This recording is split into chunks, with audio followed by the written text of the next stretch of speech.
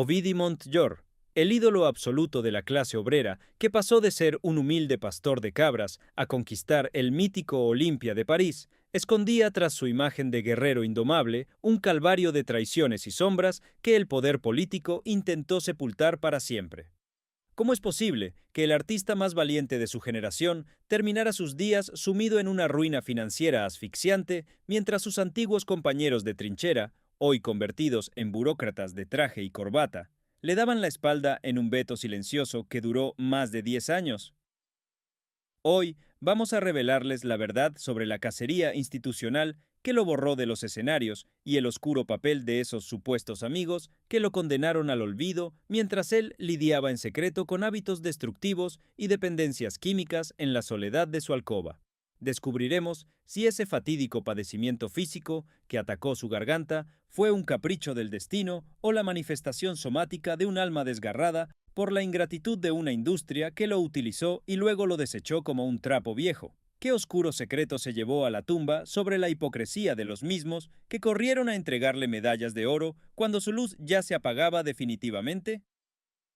No se despeguen de la pantalla, porque estamos a punto de desenterrar el expediente prohibido de Ovidi Montllor, y les aseguro que el giro final sobre su partida de este mundo les hará cuestionar todo lo que creían saber sobre la libertad de nuestra cultura.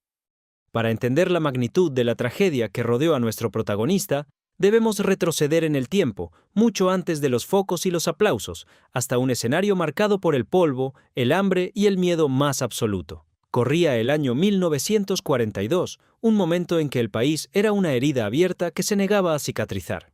En aquel ambiente de posguerra asfixiante, donde el silencio era la única moneda de cambio para sobrevivir, nació una criatura destinada a gritar lo que todos callaban. Imaginen por un momento las calles estrechas y empedradas de un pueblo donde el frío no solo calaba en los huesos, sino también en el alma.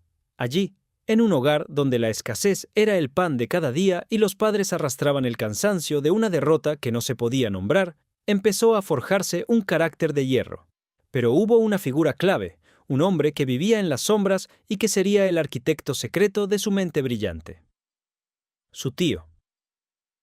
Este hombre, un antiguo maestro que había sido apartado de las aulas por la fuerza, despojado de su vocación por sus ideales inquebrantables, se convirtió en su mentor clandestino. En habitaciones poco iluminadas, con el oído atento a cualquier ruido extraño en la calle, aquel tío le enseñó a leer y a interpretar la realidad más allá de las mentiras oficiales. Fue en ese refugio de libros prohibidos y susurros donde se plantó la primera semilla de una rebeldía que, años más tarde, incendiaría los escenarios de todo el mundo. Aquella infancia no fue de juegos, sino de una vigilancia constante, aprendiendo desde la cuna que la verdad era un tesoro peligroso que había que proteger a toda costa. Pero el camino hacia la leyenda no estuvo alfombrado de rosas, ni mucho menos. Antes de que su nombre brillara en las carteleras de los mejores teatros, este joven tuvo que bajar a los infiernos del trabajo manual más extenuante. No estamos hablando de un artista de conservatorio que lo tuvo todo fácil. Hablamos de un hombre que conoció el sudor amargo de la supervivencia. Antes de cumplir los 20 años, ya había pasado por más de 30 oficios diferentes, cada uno más duro que el anterior. ¿Se lo imaginan ustedes? Con esa sensibilidad a flor de piel, cuidando ganado bajo el sol abrasador, o sintiendo el frío de la montaña mientras las cabras eran su única compañía. Trabajó como mecánico, manchándose las manos de grasa y hierro, aprendiendo que la vida es una máquina que a menudo se rompe y nadie acude a repararla. Fue vendedor ambulante, recorriendo caminos polvorientos cargando mercancías pesadas, curtido por el rechazo de las puertas que se cerraban en su cara.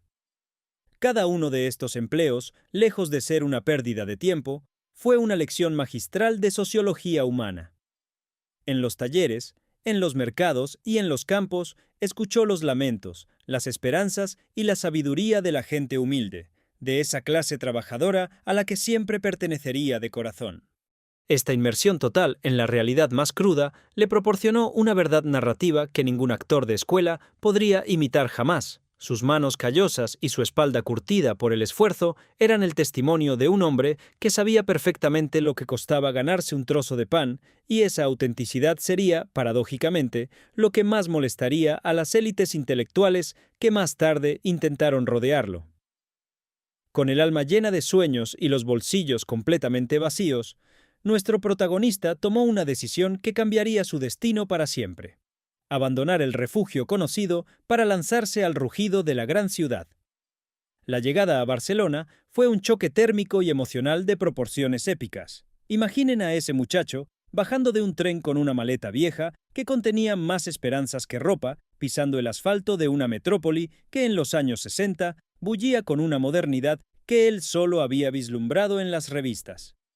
Barcelona era, por aquel entonces, un oasis de bohemia, pero una bohemia que a menudo tenía un apellido ilustre y una cuenta bancaria saneada. Nuestro joven artista se encontró de repente caminando por las mismas calles que la famosa gauche divine, esa élite de intelectuales y artistas adinerados que vestían de pana fina y fumaban tabaco de importación mientras hablaban de revolución en salones con calefacción. El contraste era doloroso. Mientras ellos debatían sobre teorías estéticas en las terrazas de moda, él tenía que contar las monedas para decidir si cenaba o pagaba el transporte. Existía una barrera invisible, un muro de cristal hecho de modales refinados y contactos familiares que lo separaba de ese mundo de éxito. A pesar de compartir los mismos ideales políticos en apariencia, él siempre fue visto como un extraño, un rústico con un acento demasiado marcado y una mirada demasiado directa. Ese sentimiento de no encajar, de ser un forastero en la fiesta de la intelectualidad acomodada, sembró en él una profunda melancolía que lo acompañaría siempre, marcando el inicio de una lucha constante por ser aceptado sin tener que vender su esencia ni disfrazar su origen humilde. El mundo del espectáculo, ese que desde fuera parece tan brillante y acogedor, le mostró su cara más amarga desde el primer minuto. Sus inicios en el teatro independiente fueron un auténtico calvario de humillaciones silenciosas. Imaginen las pruebas de actuación de aquella época. Directores con aires de grandeza que buscaban una dicción perfecta y un físico pulido, frente a un hombre que traía consigo toda la aspereza de la calle. Se reían de su forma de hablar, le sugerían que cambiara su acento, que ocultara sus raíces porque, según ellos, no era lo suficientemente elegante para las grandes obras. Cada rechazo era una puñalada en su orgullo. Cada no en una audición era un recordatorio de que el sistema prefería la copia educada antes que la verdad cruda. Sin embargo, lo que aquellos críticos y directores no supieron ver es que su mayor debilidad ante sus ojos era en realidad su arma más poderosa. Esa voz profunda, que parecía salir directamente de las entrañas de la tierra, y esa gestualidad cargada de una verdad que no se aprende en los libros, empezaron a llamar la atención en los sótanos y salas de ensayo menos convencionales. Él decidió no rendirse, no pulir las aristas de su personalidad para gustar a los poderosos. Convirtió su supuesta falta de refinamiento en una estética nueva, en una forma de actuar que no buscaba el aplauso fácil, sino la sacudida eléctrica en el espectador. Fue en esos años de hambre y teatro de barricada donde comprendió que su misión no era entretener a las élites, sino dar voz a los que, como él, habían sido empujados a los márgenes del escenario de la vida. Y así, queridos amigos, llegamos a un punto de inflexión que todavía hoy nos pone la piel de gallina. Estamos en 1968, un año de revoluciones en todo el planeta. Y nuestro protagonista decide que ya es hora de que su voz deje de ser un susurro en los camerinos para convertirse en un rugido en los micrófonos. Su debut musical fue como un terremoto que nadie vio venir. Lanzó al mundo piezas que no eran simples canciones, sino verdaderos manifiestos de resistencia. Pero claro, en un país donde cada palabra era analizada con lupa por sensores de mirada gris, cantar la verdad era una actividad de altísimo riesgo. Aquellos primeros recitales eran experiencias casi místicas y profundamente peligrosas. Imaginen la atmósfera, locales pequeños, con el humo del tabaco flotando en el aire y la sensación constante de que, entre el público, había oídos que no estaban allí para disfrutar de la música, sino para tomar notas destinadas a informes policiales oscuros. La tensión se podía cortar con un cuchillo. Cada vez que él entonaba una estrofa que hablaba de libertad o de la lucha de clases, Las miradas se cruzaban, el corazón de los asistentes latía con fuerza y se sentía la sombra de las fuerzas del orden público esperando en la puerta. Él sabía perfectamente que se estaba jugando la libertad en cada actuación, que cada verso era un desafío directo a un régimen que no toleraba la disidencia. Esa valentía suicida lo convirtió instantáneamente en un símbolo para toda una generación que necesitaba desesperadamente un líder que no tuviera miedo, pero también lo puso en el centro de una diana de la que ya nunca lograría salir del todo. Y así, queridos amigos, nos adentramos en el corazón de una de las etapas más contradictorias, brillantes y, a la vez, amargas de la vida de este titán. Imaginen por un momento el escenario. Finales de la década de los 60 y principios de los 70. El mundo entero está cambiando. La juventud ruge en las calles de París. Las guitarras eléctricas desafían al sistema en Estados Unidos. Y aquí, en nuestra tierra, un grupo de artistas decidió que la música debía ser el arma definitiva contra el silencio impuesto durante décadas. Fue el nacimiento de la llamada Nueva Canción. Un movimiento que, visto desde fuera, parecía un bloque monolítico de hermandad y compromiso. Pero, ay amigos, si ustedes hubieran podido ver lo que ocurría tras las cortinas de terciopelo de los teatros de la época. Nuestro protagonista se vio de repente inmerso en una paradoja vital que empezó a desgarrar su psicología de clase trabajadora. Mientras sus compañeros de movimiento, muchos de ellos hijos de la alta burguesía barcelonesa, estudiantes universitarios con apellidos ilustres que jugaban a la revolución desde sus cómodos apartamentos en el barrio de Sarriá, él seguía siendo el hijo del obrero, el hombre que recordaba el olor del aceite de las máquinas y el frío de la montaña. La moda de la época dictaba que el intelectual debía vestir de pana, con jerseys de cuello alto negros y una mirada de profunda preocupación existencial. Nuestro artista cumplía con el uniforme, sí, pero bajo esa pana no había teorías aprendidas en los libros, sino cicatrices reales de una vida de privaciones. El impacto social fue inmenso. El público lo amaba porque en su voz no había impostura, había verdad. Pero esa misma verdad fue la que empezó a generar una fricción invisible, una envidia silenciosa en los pasillos de las discográficas y en las cenas de gala de la intelectualidad. Sus colegas lo miraban con una mezcla de admiración y un desprecio muy sutil, como si fuera una pieza exótica que no terminaba de encajar en sus esquemas refinados. Él sentía ese vacío, esa distancia que el dinero y el linaje marcan incluso entre aquellos que dicen luchar por la misma causa. Empezó a gestarse en él una sensación de aislamiento, de ser un forastero en su propia victoria. Mientras los demás celebraban el éxito con champán y discursos grandilocuentes, él se retiraba a menudo con un sabor agrio en la boca, dándose cuenta de que, para muchos de sus aliados, él solo era el representante necesario de una clase social a la que ellos, en realidad, temían o no comprendían. Esta dualidad emocional fue el inicio de un desgaste psicológico profundo, la lucha por no dejarse domesticar por el éxito mientras intentaba, desesperadamente, que sus propios compañeros lo trataran como a un igual, y no como a un pintoresco obrero que sabía cantar. Pero si hubo un momento en que el destino pareció arrodillarse ante su inmenso talento, ese fue, sin duda alguna, el fatídico pero glorioso año de 1975. Imaginen el aire eléctrico que se respiraba en el ambiente. El país contenía la respiración porque todos sabían que el fin de una era larguísima y gris estaba a la vuelta de la esquina. El hombre que había regido los destinos de la nación con mano de hierro estaba a punto de partir de este mundo.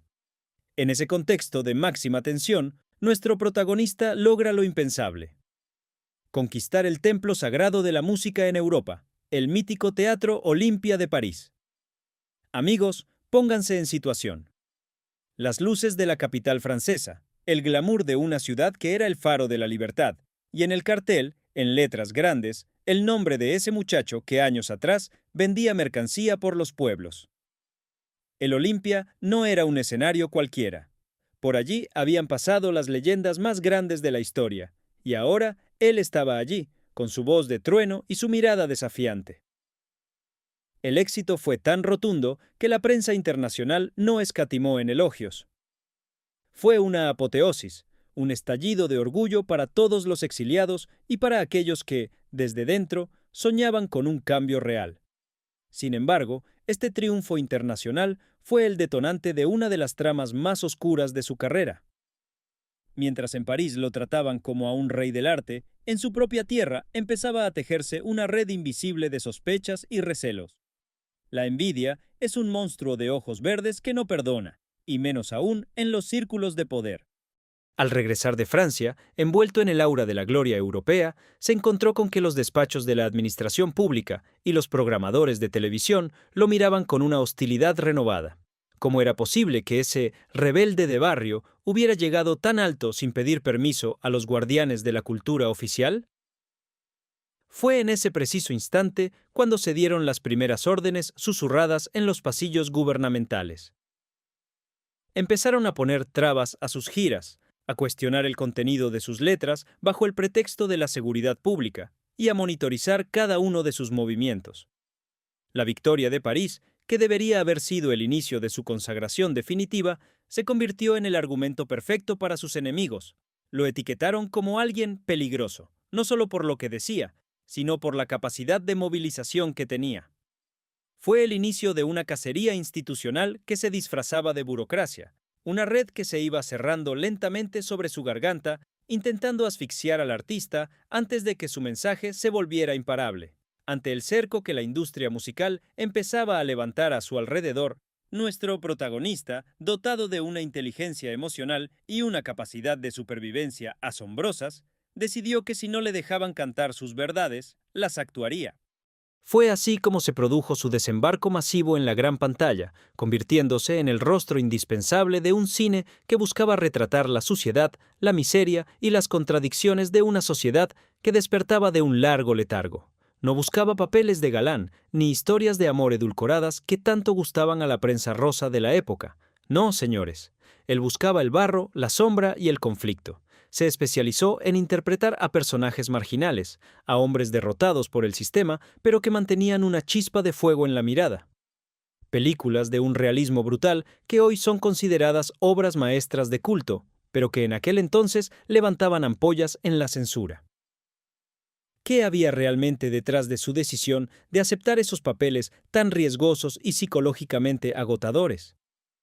La respuesta es tan fascinante como dolorosa. Él utilizaba el cine como una terapia de choque. Cada personaje que interpretaba, cada hombre que sufría en la pantalla, era un reflejo de su propio calvario personal. La atmósfera de aquellos rodajes era asfixiante. Imaginen largas jornadas en escenarios decrépitos, con directores que buscaban la lágrima real y el dolor auténtico. Él se entregaba de tal manera que a menudo la línea entre la ficción y su propia vida se desdibujaba peligrosamente. La moda del cine de la época, ese llamado cine kinky o el realismo social más crudo, encajaba perfectamente con su fisionomía. Ese rostro esculpido a golpes de realidad y esas manos que no necesitaban maquillaje para parecer trabajadoras. El impacto social fue tremendo. La gente se veía reflejada en él, pero las instituciones culturales empezaron a verlo como el eterno recordatorio de todo lo que el país quería olvidar. Su éxito en el cine era un bofetón constante a la nueva imagen de modernidad que el poder quería proyectar al exterior. Mientras los políticos hablaban de una transición modélica y limpia, sus películas mostraban las cloacas, la pobreza que persistía y la violencia institucional que no se había ido. Esta honestidad cinematográfica lo hizo inmensamente popular, pero también selló su destino como un artista que jamás sería invitado a los grandes banquetes del nuevo orden establecido. Sin embargo, detrás de esa imagen de hombre fuerte e inquebrantable que proyectaba ante las cámaras y en los escenarios, se escondía una realidad mucho más frágil y atormentada. La presión era inhumana, amigos.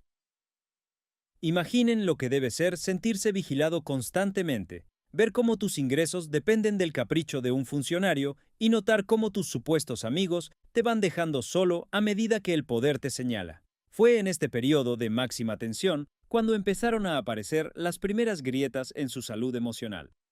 Para huir de esa asfixia, para apagar por unos instantes el ruido de las preocupaciones que no lo dejaban dormir, nuestro artista empezó a buscar refugio en la noche más profunda. Se habla mucho de las escapadas nocturnas de las estrellas, pero lo suyo no era una fiesta, era una huida. En aquellos ambientes bohemios, donde el humo se mezclaba con las promesas vacías, circulaban con una facilidad aterradora ciertos hábitos destructivos y sustancias prohibidas que se ofrecían como el bálsamo perfecto para el alma herida. Él, buscando una salida a su angustia, cayó en la trampa de esas medicinas peligrosas que prometen paraísos artificiales, pero solo entregan infiernos muy reales. Sus demonios personales, alimentados por la depresión de verse ninguneado, empezaron a tomar el control de sus rutinas. Sus amigos más cercanos veían con preocupación cómo su mirada se empañaba y cómo el agotamiento físico empezaba a ser evidente. No era solo el cansancio de trabajar sin descanso, era el peso de una dependencia química que utilizaba para soportar el dolor de una traición institucional que no terminaba de asimilar. Estos hábitos, llevados con una discreción absoluta para no alimentar los tabloides de la época, empezaron a pasarle una factura física devastadora. El brillo de sus ojos se tornó vidrioso en ocasiones, y su voz, ese instrumento sagrado, comenzó a mostrar los primeros signos de una fatiga que nadie supo interpretar en aquel momento como el preludio de algo mucho más grave. Estaba quemando la vela por ambos extremos, intentando ser el héroe que el público esperaba, mientras, en la intimidad de su alcoba, libraba una batalla perdida contra sus propias sombras y contra los químicos que prometían alivio, pero solo traían más soledad. Entramos ahora, querida audiencia, en el terreno más pantanoso y magnético de esta historia. Es el lugar donde la luz de los focos se apaga y las sombras de la alcoba comienzan a susurrar verdades que muchos quisieron enterrar. Hablemos de su vida privada, de esos laberintos del corazón y de los sentidos que nuestro protagonista recorrió con una intensidad casi suicida. No se dejen engañar por esa imagen de hombre rudo y monolítico. Detrás de esa coraza de obrero indomable palpitaba un alma sedienta de afecto, pero también una psique atormentada por una soledad que ninguna multitud lograba llenar. En los círculos más exclusivos de la bohemia, se comentaba en voz baja sobre sus amistades íntimas, aquellas relaciones cercanas que la prensa de la época, todavía temerosa de escandalizar a una sociedad profundamente conservadora, prefería cubrir con un manto de silencio respetuoso. Nuestro artista no era un hombre de una sola mujer, ni de una sola verdad emocional. Se dice que buscaba en sus momentos de alcoba un refugio contra la hostilidad del mundo exterior, una forma de acallar los gritos de una conciencia que no le daba tregua. Sus matrimonios fallidos no fueron simplemente el resultado del desgaste cotidiano, sino el choque brutal entre su entrega absoluta al arte y la imposibilidad de ofrecer una estabilidad convencional. Imaginen el drama psicológico. Un hombre que lo daba todo sobre las tablas, que se vaciaba en cada verso, regresando a un hogar donde el silencio era más pesado que los aplausos. Fue en esos periodos de vacío afectivo cuando aparecieron las damas de compañía y los amores prohibidos que marcaron su madurez. Relaciones intensas, a menudo fugaces, que se desarrollaban en apartamentos discretos, envueltos en el humo de 1000 cigarrillos y el aroma del café cargado de la madrugada. Pero lo más oscuro, lo que realmente desgarraba su equilibrio, eran sus demonios personales, esos hábitos destructivos que mencionábamos anteriormente. No era solo la búsqueda del placer, era una automedicación desesperada contra la depresión que empezaba a asomar sus garras. El uso de sustancias prohibidas y medicinas peligrosas no era para él un juego de rebeldía juvenil, sino un intento de mantener a raya la angustia de un hombre que se sentía cada vez más solo en la cima de un éxito que empezaba a saberle a ceniza. Esta lucha interna, este vaivén entre la pasión desbordada y la autodestrucción silenciosa, fue minando su resistencia mucho antes de que su cuerpo diera las primeras señales de alarma. Se movía por la noche como un espectro, buscando en los ojos de extraños una validación que el sistema ya empezaba a negarle, sumergiéndose en una vida galante que, lejos de salvarlo, lo hundía más en un aislamiento emocional del que solo su música lograba rescatarlo por breves instantes. Y mientras él libraba estas batallas en la intimidad de las sombras, el país entero se preparaba para lo que todos llamaban el Gran Amanecer. 1977 fue el año de las ilusiones, el momento en que se nos prometió que las cadenas se habían roto para siempre y que la libertad de expresión sería el aire que todos respiraríamos. Pero qué mentira tan bien adornada, amigos. Para nuestro protagonista, la llegada de este nuevo orden social no fue el alivio que esperaba. sino el inicio de una trampa de una hipocresía sin precedentes. Analicemos la psicología del momento. De repente, aquellos que habían pasado años en el exilio o en la clandestinidad regresaban con traje y corbata, dispuestos a ocupar los sillones del poder. Los antiguos rebeldes de salón se convirtieron, de la noche a la mañana, en gestores culturales, en burócratas con agenda y en censores de nuevo cuño.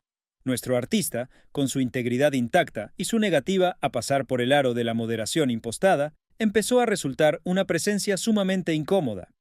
La moda había cambiado. Ya no se llevaba la canción protesta cruda y directa. Ahora lo que vendía era el consenso, la música ligera y los discursos que no levantaran demasiadas ampollas. Él observaba con una mezcla de asco e incredulidad cómo sus antiguos compañeros de trinchera suavizaban sus letras y pedían permiso para salir en televisión. El impacto social de esta transformación fue devastador para los artistas auténticos. Él se negó a disfrazar sus verdades, se negó a ser el obrero domesticado que los nuevos políticos querían exhibir en sus mítines para ganar votos. Esta postura innegociable provocó una fractura psicológica inmediata. Se sintió traicionado por su propia gente. Mientras la sociedad celebraba en las calles con ropas de colores brillantes y peinados modernos, él se mantenía fiel a su pana negra y a su mensaje punzante. Empezó a darse cuenta de que la supuesta libertad era solo un cambio de carceleros. Los mismos que antes lo vigilaban con porras, ahora lo vigilaban con presupuestos y subvenciones. Fue el inicio del desencanto, un periodo amargo donde comprendió que en el nuevo banquete de la democracia, para voces como la suya, no solo no había sitio, sino que ni siquiera se le permitía recoger las migajas. Estaba siendo testigo del nacimiento de una cultura de escaparate donde la profundidad era castigada y la superficie era premiada con contratos millonarios. Es aquí, querida audiencia, donde entramos en el capítulo más indignante de esta crónica. La gran traición orquestada desde los despachos con alfombras persas. No fue un accidente. No fue que el público se cansara de él. Fue una operación quirúrgica de exclusión institucional. A principios de la década de los 80, se puso en marcha una maquinaria invisible pero implacable para borrarlo del mapa cultural. ¿Cómo lo hicieron? De la forma más cobarde posible. Mediante el veto silencioso. Imaginen la escena. Un programador de radio recibe una llamada de una oficina gubernamental. Ese nombre no conviene que suene mucho esta temporada, dice una voz anónima al otro lado del hilo. Y así, de repente, sus discos dejaron de pincharse. Los festivales que antes se peleaban por tenerlo empezaron a responder con evasivas. No hay presupuesto. Ya tenemos el cupo lleno de cantautores, decían, mientras repartían millones a grupos que no decían absolutamente nada. El dolor psicológico de esta cacería fue incalculable. Ver cómo se les cerraban las puertas una tras otra, no por falta de talento, que le sobraba a raudales, sino por un castigo ideológico encubierto, fue algo que empezó a quebrar su espíritu. Sus antiguos aliados, aquellos que ahora ocupaban cargos de alta dirección en la televisión pública o en los ministerios de cultura, miraban hacia otro lado cuando él pedía una oportunidad de trabajo. Se produjo un fenómeno de aislamiento social forzado. La industria lo convirtió en un paria, en alguien con quien no era estratégico dejarse ver. Esta exclusión económica fue un golpe bajo, diseñado para asfixiarlo financieramente y obligarlo a rendirse. Pero ellos no contaban con su orgullo de clase. Cada contrato cancelado, cada negativa burocrática, lo reafirmaba en su posición, aunque por dentro se estuviera desangrando. La humillación de tener que mendigar por espacios que por derecho propio y por historia le correspondían, sembró en su alma una semilla de resentimiento que ya nunca dejaría de crecer. Fue el exilio más cruel de todos, el exilio interior, el de vivir en tu propio país sintiendo que te han borrado el nombre de los registros oficiales por orden de aquellos que un día se llamaron tus hermanos de lucha. Esta situación de marginación ininterrumpida provocó en nuestro protagonista un desgarro psicológico que pocos se atrevieron a analizar en su momento. Imaginen la mente de un creador desbordante de ideas, con un universo de historias por contar, enfrentado al vacío absoluto de una agenda vacía. La inactividad forzada es la peor de las torturas para un artista de su calibre. Analicemos su estado mental en aquellos años oscuros, Pasaba de la rabia más absoluta a una melancolía densa como el plomo. Se preguntaba constantemente, ¿qué he hecho mal? ¿Por qué mi verdad molesta tanto ahora que supuestamente somos libres? Ese resentimiento no era envidia por el éxito ajeno, era la indignación pura de quien ve cómo la mediocridad es coronada mientras la excelencia es enterrada viva. El escenario de su vida diaria se volvió sombrío. Se le veía caminar por las calles con el gesto endurecido, con una mirada que parecía atravesar a las personas buscando una explicación que nadie se atrevía a darle a la cara. Su refugio empezó a ser el estudio silencioso de su casa, rodeado de libros y partituras que nadie quería escuchar. Esta presión psicológica comenzó a manifestarse de formas inquietantes. Sus allegados cuentan que su humor se volvió volátil, que se encerraba durante días en un silencio sepulcral, solo interrumpido por el sonido de su propia voz ensayando para un público fantasma. Se sentía como un gigante atrapado en una jaula de cristal. Todos podían verlo, pero nadie podía oírlo. El impacto social de su ausencia fue una herida en la cultura que todavía hoy no ha cerrado. Una generación entera fue privada de su evolución artística por culpa de unos censores que vestían pana y hablaban de progreso. Este calvario personal, esta sensación de estar gritando en medio de un desierto de indiferencia institucional, fue preparando el terreno para que su salud física, ya debilitada por los hábitos destructivos y el estrés emocional, empezara a ceder. El alma, cuando no puede expresarse a través de la garganta, empieza a devorar el cuerpo desde dentro, y ese es precisamente el misterio médico y metafísico que estamos a punto de desentrañar. Fue así, querida audiencia, como el set de grabación se convirtió para nuestro protagonista en su última y más desesperada tabla de salvación en medio de un océano de indiferencia. Imaginen la escena. Un hombre que ha nacido para cantar, que siente las notas musicales recorriendo sus venas como un torrente de fuego, viéndose obligado a refugiarse en la interpretación actoral no ya por una búsqueda puramente estética, sino por la más cruda y amarga necesidad de llevar un plato de comida a la mesa. Es un drama psicológico que pocos pueden llegar a imaginar. Mientras las grandes discográficas, plegándose a los oscuros deseos de los despachos oficiales, le daban la espalda, él se veía forzado a aceptar prácticamente cualquier papel que se le cruzara en el camino. Los rodajes de aquella época eran maratones de supervivencia. Describamos ese ambiente, el olor a café recalentado en los descansos, el humo denso de los cigarrillos que impregnaba la ropa de lana y pana, y el frío húmedo de los decorados mal acondicionados en los inviernos de la gran ciudad. Él aceptaba proyectos televisivos y cinematográficos con una profesionalidad espartana, pero con un brillo de melancolía en la mirada que delataba su herida abierta. ¿Saben lo que es sentirse un mercenario del arte? Él lo sabía. Tenía que memorizar guiones que a menudo le resultaban mediocres, ponerse bajo las órdenes de directores que a veces no le llegaban ni a la suela de los zapatos en cuanto a visión vital, y todo ello mientras sentía que su verdadera voz, la que salía de su pecho en forma de canción, estaba siendo enterrada bajo capas de burocracia y olvido. El impacto social de verlo constantemente en la pantalla, ya fuera en series de época o en películas de realismo social, creaba una falsa sensación de éxito. La gente pensaba, vaya, qué bien le va a nuestro artista, sale en todos lados. Pero la realidad entre bambalinas era muy distinta. Cada jornada de grabación era un recordatorio de que la industria musical le había echado el cierre con un candado de hierro. Actuaba incesantemente para tapar los agujeros de una economía doméstica que empezaba a resquebrajarse, pero lo hacía con una dignidad que asustaba. Jamás se quejó en público del esfuerzo físico sobrehumano que esto suponía, ni de cómo el cansancio se iba acumulando en sus ojeras, marcando un rostro que se volvía cada vez más profundo y tallado por la desilusión. Era el triunfo de la voluntad sobre la censura económica, pero a un precio emocional que pronto empezaría a pasarle una factura impagable. Y así, amigos, entramos de lleno en la década de los 80, un periodo que para muchos fue de color y explosión creativa, pero que para él significó el más ensordecedor de los silencios. Es un misterio que todavía hoy nos hiela la sangre. ¿Cómo es posible que un gigante de la comunicación, un hombre que llenaba teatros con solo carraspear, pasara más de 10 largos años sin poder pisar un estudio de grabación para registrar un nuevo disco?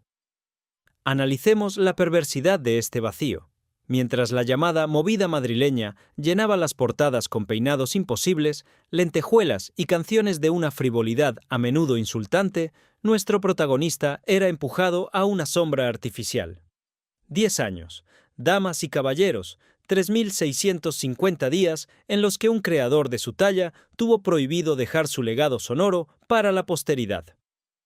La frustración psicológica de este periodo es inabarcable.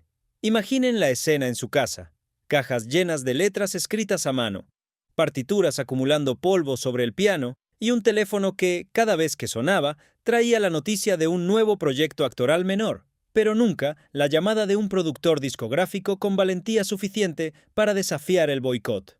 Él observaba cómo el mundo cambiaba a una velocidad de vértigo. Veía cómo los sintetizadores reemplazaban al sentimiento y cómo la imagen ganaba la batalla a la palabra. Se sentía como un anacronismo viviente, un guerrero que conservaba su espada afilada, pero al que le habían prohibido entrar en el campo de batalla. La moda de la época, con sus neones y sus ritmos sintéticos, lo trataba como a un mueble viejo que no encajaba en la decoración moderna del país. Este silencio no fue casual. Fue un castigo ejemplarizante para que otros artistas aprendieran la lección. Si no te adaptas, si no te vuelves dócil y divertido, desaparecerás. Él, sin embargo, se mantuvo en sus 13, convirtiendo su silencio en una forma de protesta aún más poderosa. Pero por dentro, la rabia de no poder expresar su universo de verdades lo estaba carcomiendo. Era un hombre con un volcán en la garganta al que le habían puesto un tapón de cemento, y esa presión interna, esa imposibilidad de canalizar su energía creativa a través de su cauce natural, fue el caldo de cultivo ideal para que la amargura se instalara en su espíritu de forma definitiva. Pero, ante la imposibilidad de gritar sus propias letras, nuestro artista, en un alarde de genialidad y resistencia, decidió realizar una maniobra de distracción que dejaría a los censores descolocados. Se convirtió en el escudo de los poetas olvidados. Al verse vetado para interpretar su repertorio de canción protesta más directa, ese que hacía temblar los cimientos de los despachos, decidió prestar su voz inigualable, esa voz que parecía venir de lo más profundo de una mina de carbón, a los versos de los grandes poetas marginados de nuestra historia. Especialmente conmovedora fue su conexión con los versos de un bardo de su propia tierra, un hombre que también sabía lo que era el exilio interior y la persecución. Imaginen la atmósfera de aquellos recitales, salas pequeñas, a menudo lejos de los circuitos comerciales, donde la iluminación era mínima y el silencio del público se podía casi tocar con las manos. Él salía al escenario, vestido con su sobria ropa oscura, y sin más ayuda que su presencia imponente, empezaba a recitar y cantar la poesía ajena como si le fuera la vida en ello. Fue una reinvención brillante, pero cargada de una melancolía infinita. Transformó esos escenarios en verdaderas trincheras de resistencia cultural. Como no le dejaban decir lo que él pensaba, utilizaba las palabras de los clásicos para lanzar dardos envenenados contra la mediocridad del presente. El impacto social fue fascinante. Su público más fiel, aquellos que no se habían dejado engañar por los cantos de sirena de la modernidad, acudían a estos recitales como si fueran a una ceremonia sagrada. Allí se sentía una comunión eléctrica. Cada verso recitado por él sonaba a una verdad prohibida, a una bofetada a los nuevos dueños del poder que se creían que lo habían silenciado. Pero, psicológicamente, este refugio en los versos ajenos era un arma de doble filo. Si bien le permitía seguir en contacto con el escenario, también acentuaba su sensación de ser un mero transmisor, un eco de voces del pasado porque la suya propia estaba bajo arresto domiciliario. Era un actor de la palabra, un guardián de la memoria que se desgastaba en cada función, entregando jirones de su alma para que la poesía de otros no muriera en el olvido, mientras su propia obra original seguía guardada bajo 7 llaves en el cajón de lo prohibido. Llegamos ahora a un punto que resulta especialmente doloroso de relatar, por el contraste tan brutal que ofrece entre la gloria artística y la penuria material. Mientras su valor cultural crecía de manera exponencial en el corazón de la gente, mientras se convertía en un mito viviente para los amantes de la libertad, la realidad de sus cuentas bancarias era, sencillamente, desoladora. Es la gran paradoja de los artistas íntegros en nuestro país. Ser inmensamente rico en respeto, pero estar al borde del abismo económico. El boicot institucional no solo buscaba borrar su nombre, buscaba quebrarlo financieramente para que la falta de recursos lo obligara a claudicar o a desaparecer de la escena pública por puro cansancio. Imaginen la presión psicológica de un hombre de su madurez, con la responsabilidad de mantener un hogar, teniendo que hacer juegos malabares para pagar las facturas más básicas a final de mes. Relatemos el drama cotidiano de lidiar con las deudas y las estrecheces. Mientras otros artistas de su generación, que habían sabido bailar al son que tocaba el poder, acumulaban propiedades y lujos, él seguía viviendo con la austeridad de aquel muchacho que salió del pueblo con una maleta de cartón. Describamos la escena indignante. Un hombre que ha llenado el Olympia de París, que ha protagonizado películas premiadas internacionalmente, teniendo que contar las monedas en el mercado o postergando pagos esenciales, porque el cheque de una de sus escasas actuaciones se retrasaba malintencionadamente en alguna oficina pública. Esta precariedad no fue fruto de la mala cabeza ni del despilfarro, amigos. No se dejen engañar. Fue el resultado directo de una asfixia programada. El sistema quería que la pobreza fuera su castigo por no haberse dejado domesticar. Sin embargo, lo que más asombraba a quienes le conocían era su inmensa dignidad. Jamás se le vio pedir un favor personal a un político, jamás se rebajó a mendigar una subvención vendiendo sus principios. Su economía doméstica estaba en ruinas, sí, pero su orgullo de clase estaba más alto que nunca. Esta tensión constante entre la necesidad de supervivencia y la fidelidad a sus ideas fue una de las cargas más pesadas que tuvo que soportar, un estrés financiero que, sumado a sus otros demonios personales, fue minando su salud de manera silenciosa, preparando el terreno para la tragedia que estaba a punto de desencadenarse. Y así, querida audiencia, llegamos al año 1993. Un momento que parecía estar bendecido por una luz distinta, un destello de justicia poética en medio de tanta oscuridad acumulada. Imaginen el ambiente. El país ya no era el mismo de las barricadas, ni el de los neones de los 80. Entrábamos en una madurez democrática algo cínica, pero él, nuestro indomable artista, sintió que por fin se abría una pequeña rendija en ese muro de hormigón que las instituciones habían levantado a su alrededor. Después de más de 10 años de un silencio discográfico forzado, de un vacío que le había carcomido las entrañas, recibió la propuesta que tanto había esperado. Un nuevo proyecto, una nueva oportunidad de registrar su voz para la posteridad. El estudio de grabación se convirtió en su santuario. Describamos ese escenario con detalle. El olor a café recién hecho, mezclado con el aroma de las cintas magnéticas que todavía giraban en los grandes magnetófonos, las luces tenues que creaban una atmósfera de confesionario y esa alfombra gastada donde él apoyaba sus pies para sentir la tierra mientras cantaba. La psicología de nuestro protagonista en esos días era la de un hombre que ha recuperado el aire tras una larga apnea. Se le veía rejuvenecido, con una energía que asustaba a sus propios compañeros. Los músicos que lo acompañaron en aquellas sesiones cuentan que su nivel de exigencia era absoluto, como si supiera, en algún rincón oscuro de su subconsciente, que ese trabajo era su testamento vital. La moda de los 90, mucho más sobria y minimalista, encajaba perfectamente con su nueva etapa. Se presentaba a los ensayos con jerseys oscuros, sencillos, dejando que toda la atención recayera en su rostro, que ahora lucía unas arrugas que eran auténticos mapas de su resistencia. El impacto social de este regreso empezó a sentirse en los círculos culturales. Se hablaba de la vuelta del gigante, del retorno del hombre que nunca se rindió. Había una ilusión contagiosa, un sentimiento de que, por fin, la calidad se impondría sobre la censura silenciosa. Él mismo, en la intimidad, empezaba a hacer planes para una gran gira, para reencontrarse cara a cara con ese público que lo había echado de menos durante una década. Era un momento de apoteosis contenida, una chispa de esperanza que iluminaba su mirada después de tantos años de sombra y resentimiento. Pero el destino, amigos míos, a veces se comporta como el más cruel de los guionistas de una tragedia griega. Justo cuando los micrófonos estaban abiertos, justo cuando el mundo estaba listo para volver a escucharle, apareció una sombra silenciosa y traicionera en el lugar más sagrado para un artista, su garganta.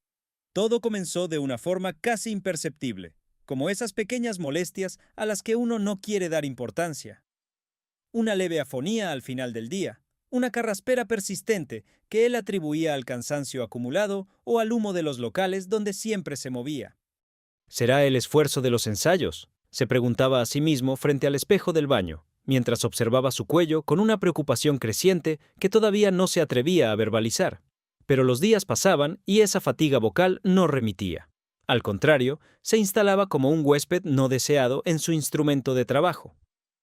La visita al médico fue el inicio de un descenso a los infiernos. Imaginen la frialdad de esa consulta, el olor a desinfectante y el sonido metálico de los instrumentos de exploración. El diagnóstico cayó sobre él como una losa de granito, una afección celular implacable, un proceso degenerativo interno que estaba atacando directamente sus cuerdas vocales.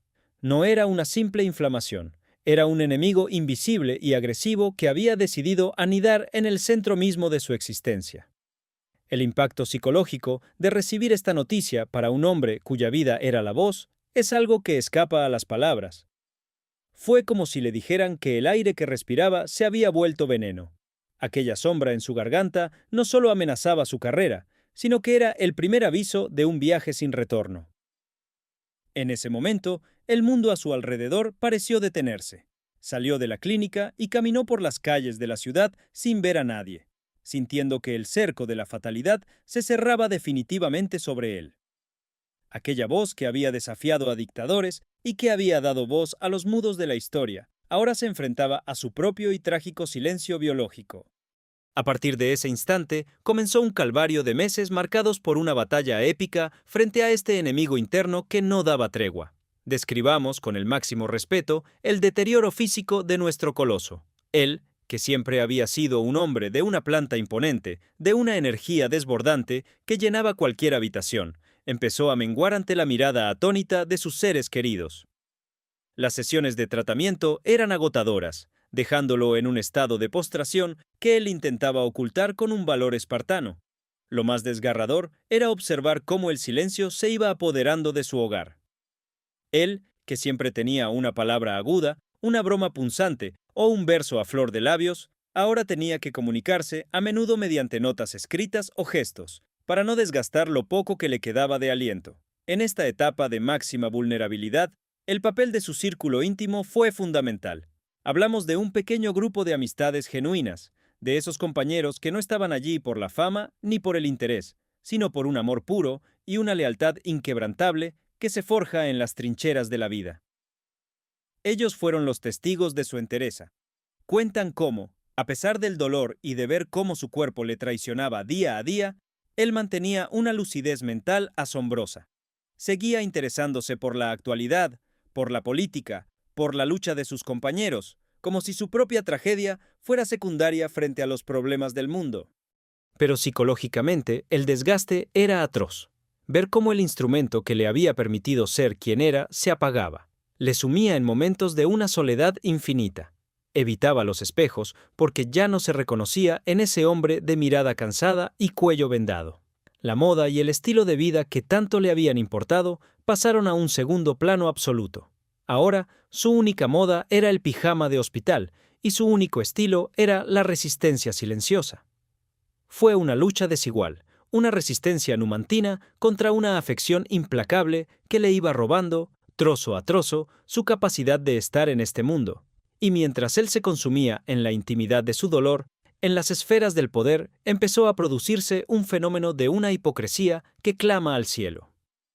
Al filtrarse a la prensa la extrema gravedad de su estado, aquellos mismos personajes que le habían dado la espalda durante décadas, aquellos funcionarios que habían ordenado su boicot y aquellos políticos que le habían considerado un estorbo para su nueva imagen de modernidad, se apresuraron a organizar una operación de lavado de imagen sin precedentes. De repente, todos querían ser sus amigos.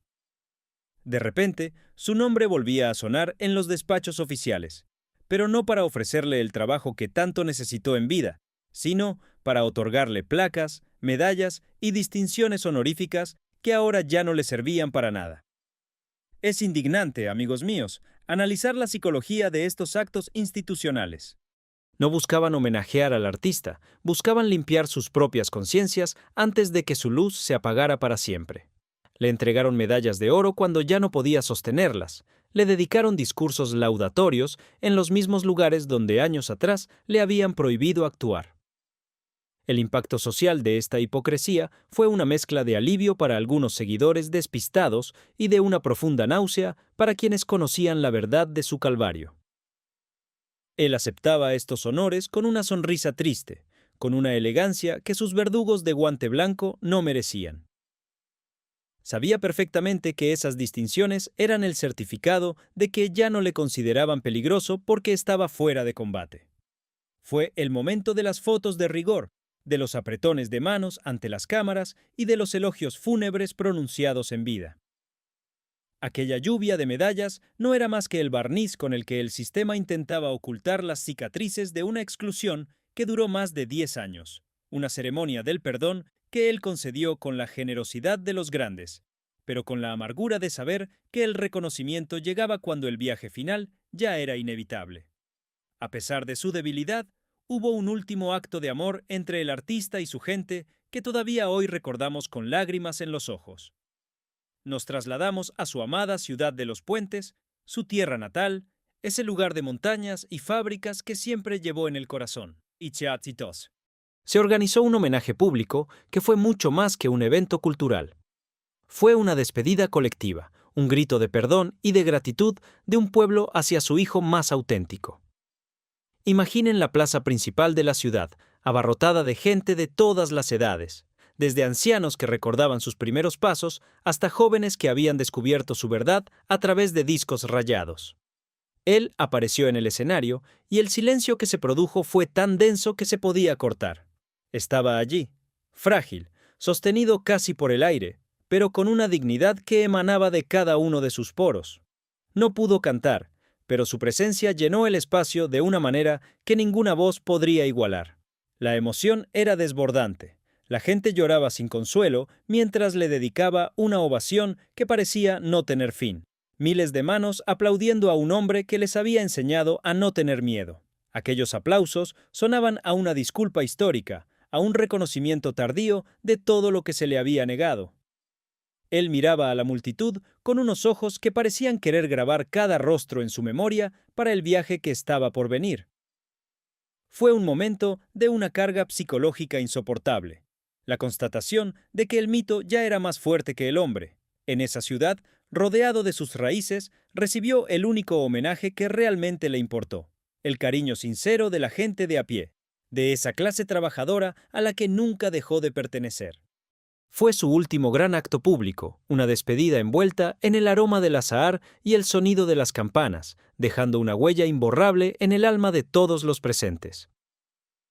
Llegamos finalmente al mes de marzo del año 1995, en la ciudad de Barcelona, esa metrópoli que lo acogió con sueños y que ahora se preparaba para ser el escenario de su partida definitiva. Los últimos días fueron de una paz extraña, una tregua que el dolor le concedió para que pudiera despedirse de la vida con la serenidad de quien lo ha dado todo. Su luz se apagó suavemente, en silencio, rodeado de ese núcleo de amor incondicional que nunca le falló. El corazón se detuvo y nuestro protagonista inició su viaje sin retorno, dejando atrás un cuerpo cansado, pero un legado que ya empezaba a arder con la fuerza de una leyenda. El impacto social de su partida fue sísmico. De repente, los telediarios abrían con su imagen, los periódicos dedicaban portadas enteras a su trayectoria y la radio no dejaba de pinchar sus canciones prohibidas. Fue una conmoción nacional. La gente se volcó en las calles para rendirle un último tributo, sintiendo que con él se iba una parte fundamental de la ética de un país. El vacío que dejó en la escena artística fue inabarcable. De la noche a la mañana, todos se dieron cuenta de que no había nadie capaz de ocupar su lugar, nadie con esa mezcla de talento, valentía y verdad. Sus seguidores se quedaron huérfanos de su voz, pero se convirtieron en los guardianes de su memoria. Se produjo una paradoja fascinante. El mismo sistema que intentó enterrarlo en vida, ahora se veía obligado a elevarlo a la categoría de mito inalcanzable para no quedar en evidencia ante la historia. Aquel marzo de 1995, no fue solo el final trágico de un hombre, fue el nacimiento de un símbolo de resistencia que todavía hoy, décadas después, sigue inspirando a quienes creen que el arte debe ser, ante todo, una herramienta de libertad.